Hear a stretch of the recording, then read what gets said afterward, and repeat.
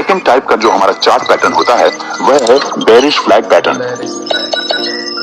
Bearish flag pattern trading में use होने वाला एक ऐसा चार्ट पैटर्न है जिससे हमें यह पता चलता है कि डाउन ट्रेंड अभी जारी रहेगा, क्योंकि यह पैटर्न तब बनता है जब मार्केट का ट्रेंड बेरिश होता है। यह पैटर्न देखने में एक उल्टे फ्लैग के जैसा होता है, इसलिए इसे बुलिश फ्लैग पैटर्न कहते हैं। इस पैटर्न्स को भी मेनली 3 पार्ट्स में डिवाइड किया जाता है। फर्स्ट है फ्लैग पोल। जब प्राइस डाउनसाइड जाती है तो इसे हम फ्लैग पोल कहते हैं, क्योंकि यह फ्लैग पोल की तरह दिखता है। सेकंड है फ्लैग। इसके बाद जब प्राइस एक असेंडिंग चैनल रेंज में इस तरह कंसोलिडेट करने लगती है तो इसे हम फ्लैग पैटर्न कहते हैं, क्योंकि यह फ्लैग के जैसा दिखता है।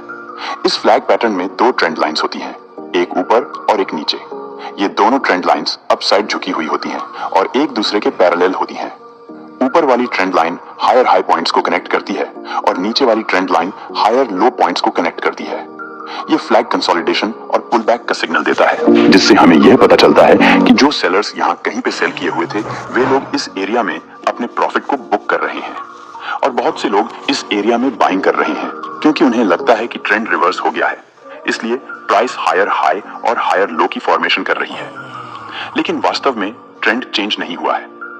यह सिर्फ एक पुल बैक या कंसोलिडेशन होता है जो सेलर्स की प्रॉफिट बुकिंग के कारण देखने को मिल रहा है। जब बहुत सारे बायर्स इस एरिया में ट्रेंड रिवर्सल मानकर बाइंग कर देते हैं और डाउन साइड भी लिक्विडिटी क्रिएट हो जाती है तो प्राइस यहां से डाउन साइड चली जाती है और सभी बायर्स को ट्रैप कर देती है।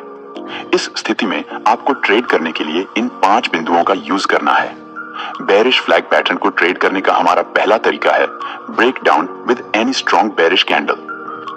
इसमें आपको देखना है कि जब भी प्राइस इस बेरिश फ्लैग पैटर्न के लोअर ट्रेंड लाइन को किसी बेरिश कैंडलस्टिक जैसे पिन बार या बेरिश मरबोजू से ब्रेक डाउन देती है तो आपको वेट करना है जब इसके बाद कोई नेक्स्ट कैंडल बने और इन कैंडल्स के नीचे क्लोजिंग कर दे।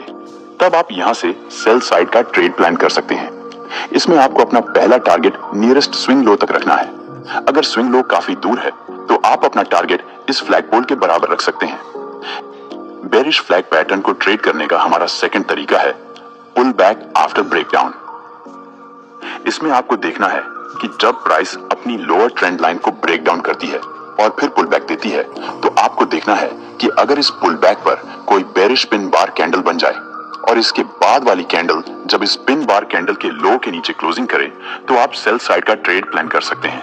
यदि प्राइस लोअर ट्रेंड लाइन को ब्रेक करने के बाद पुल बैक देती है लेकिन पुल बैक पर कोई बेरिश पिन बार टाइप की बेरिश कैंडल नहीं बनती तो आपको वेट करना है जब प्राइस पुल बैक देने के बाद डाउन साइड जाए और कोई कैंडल इस पुल बैक के लो को ब्रेक करके क्लोजिंग कर दे। तब आप यहां से सेल साइड का ट्रेड प्लान कर सकते हैं। इसमें भी आपको अपना first target nearest swing low तक रखना है। बेरिश फ्लैग पैटर्न को ट्रेड करने का हमारा थर्ड तरीका है flag pattern break down with any support की लेवल। इसमें आपको देखना है कि यदि कोई सपोर्ट लेवल है और प्राइस उस सपोर्ट लेवल पर गई है और वहां एक बेरिश फ्लैग पैटर्न का फॉर्मेशन हो गया है तो आपको वेट करना है जब प्राइस लोअर ट्रेंड लाइन को ब्रेक डाउन करे और उसके बाद कोई कैंडल साथ में इस सपोर्ट लेवल को भी ब्रेक कर दे। तब आप सेल साइड का ट्रेड प्लान कर सकते हैं। लेकिन ध्यान रहे कि अगर कोई कैंडल सिर्फ लोअर ट्रेंड लाइन को ब्रेक कर देती है लेकिन सपोर्ट लेवल को ब्रेक नहीं करती तो आपको एंट्री नहीं बनानी है, क्योंकि अगर आप सिर्फ लोअर ट्रेंड लाइन के ब्रेक डाउन से सेल साइड के ट्रेड में एंटर हो जाते हैं तो प्राइस सपोर्ट लेवल से रिजेक्ट होकर आपके स्टॉप लॉस को हिट कर सकती है।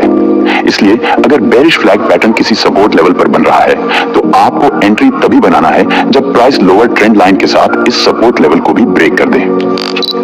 बेरिश फ्लैग पैटर्न को ट्रेड करने का हमारा चौथा तरीका है bearish flag pattern on any resistance level. इसमें आपको देखना है कि अगर कोई सपोर्ट लेवल है और प्राइस उस सपोर्ट लेवल को ब्रेक करने के बाद इस रेजिस्टेंस पर बेरिश फ्लैग पैटर्न बना देती है तो आपको देखना है कि जब प्राइस रेजिस्टेंस लेवल से रिजेक्ट होकर डाउन साइड आए और डाउन ट्रेंड लाइन को ब्रेक डाउन कर दे तो आपको वेट करना है जब इसके बाद कोई नेक्स्ट कैंडल बने और ब्रेक डाउन वाली कैंडल के लो के नीचे क्लोजिंग कर दे।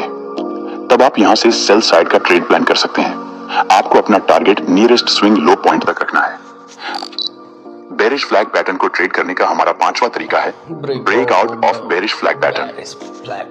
इसमें आपको देखना है कि अगर प्राइस बेरिश फ्लैग पैटर्न बनाती है और उसके बाद प्राइस फ्लैग पैटर्न के लोअर ट्रेंड लाइन को ब्रेक डाउन नहीं करके अपर ट्रेंड लाइन को ब्रेकआउट कर देती है तो आपको बाइंग साइड एंट्री बनाने के लिए वेट करना है। जब प्राइस अपर ट्रेंड लाइन को ब्रेकआउट करने के बाद एक रिट्रेस दे और जब प्राइस इस रिट्रेस के हाई को ब्रेक कर दे तो आप बाइंग साइड का ट्रेड प्लान कर सकते हैं। यदि प्राइस अपर ट्रेंड लाइन को ब्रेकआउट करने के बाद रिट्रेस नहीं देती तो आपको बाइंग साइड का ट्रेड प्लान नहीं करना है, नहीं तो आप ट्रैप हो सकते हैं। क्योंकि जब प्राइस बेरिश फ्लैग पैटर्न में अपर ट्रेंड लाइन को ब्रेकआउट करने के बाद रिट्रेस के हाई को ब्रेक नहीं करती है, तो इसका मतलब होता है कि स्मार्ट मनी लोग अपर ट्रेंड लाइन को लिक्विडिटी क्रिएट करने के लिए ब्रेकआउट किए हैं। इस कंडीशन में प्राइस बायर्स की स्टॉप लॉस को हंट करने डाउन साइड चली जाती है। लेकिन अगर प्राइस इस अपर ट्रेंड लाइन को ब्रेकआउट करके रिट्रेस देती है तो इसका मतलब होता है कि सेलर्स प्राइस को डाउन साइड ले जाने की कोशिश कर रहे हैं। जब प्राइस रिट्रेस देने के बाद इस रिट्रेस के हाई को ब्रेक कर देती है तो इसका मतलब है कि सेलर्स प्राइस को अपसाइड ले जाने की कोशिश कर रहे थे, लेकिन बायर्स ने प्राइस को कंट्रोल करके अपसाइड ला दिया है। इसका मतलब है कि अब प्राइस बायर्स के कंट्रोल में आ चुकी है, इसलिए हम इस रिट्रेस के हाई के ब्रेक से बाइंग साइड एंट्री बना सकते हैं। ऐसी एंट्री एक सेफ एंट्री मानी जाती है।